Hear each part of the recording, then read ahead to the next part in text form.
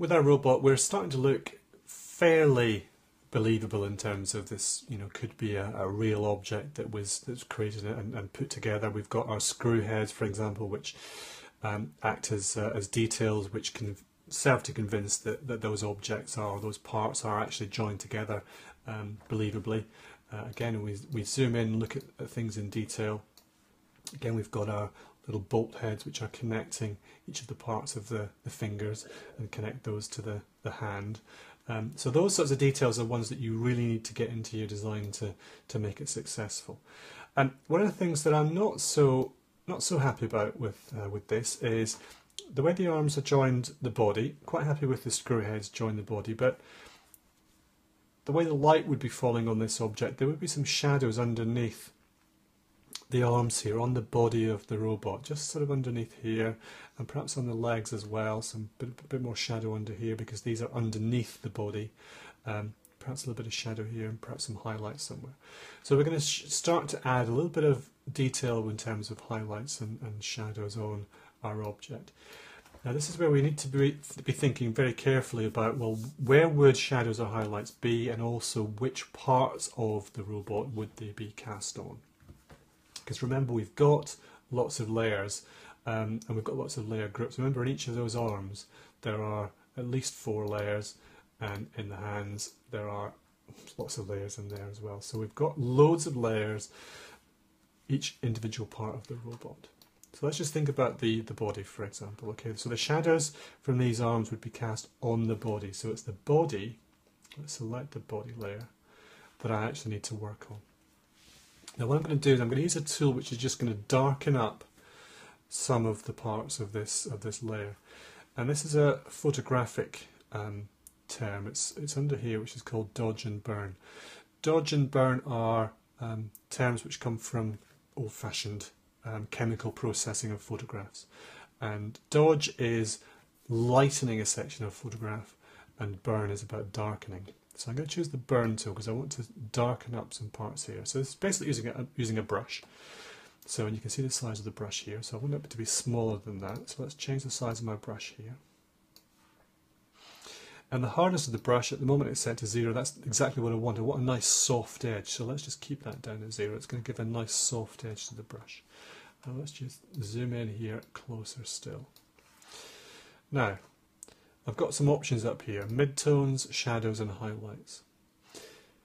This is going to affect, it's about the tone of the object that it's going to affect. Let's keep it on midtones because these tones are quite sort of mid-tone-ish. If you think of really highlight, this section would be dark, this would be a mid-tone, so it's mid-tones. Now watch when I start to brush on here. Can you see how that starts to darken just that part of the image? I'm just going to do it around here, just subtly, and that's enough there. Let's do the same thing down here, just brushing on. And the more I brush over, the darker it gets. So I'm just putting a little bit of shadow on there, a little bit of shadow under here, and I'm working this on the body layer because that's where the shadow would be cast. And let's zoom out and see how that looks. And can you see how that's just that bit more convincing in terms of a bit of shadow on the body itself? Yeah. And we can do the same thing on this side. Let's again zoom in nice and close so we can see.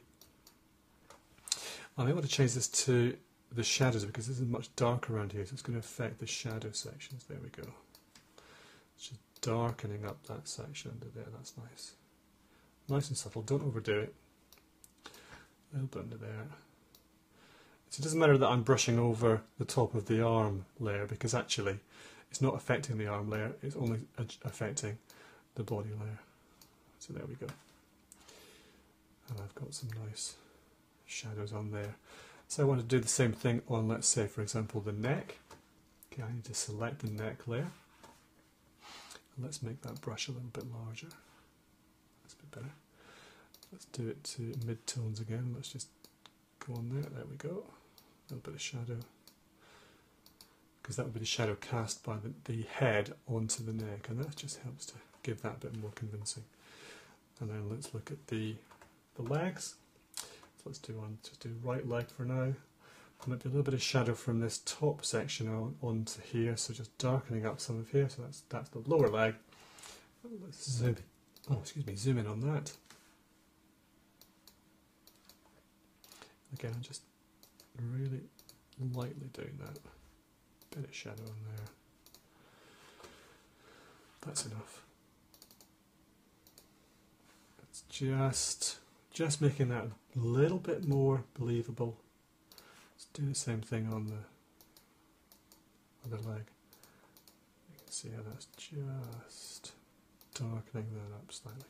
We can do the opposite with the dodge tool if we wanted to just lighten the front of it. Yeah, so that's just lightening the thing. Got the same idea, midtones, highlights and shadows.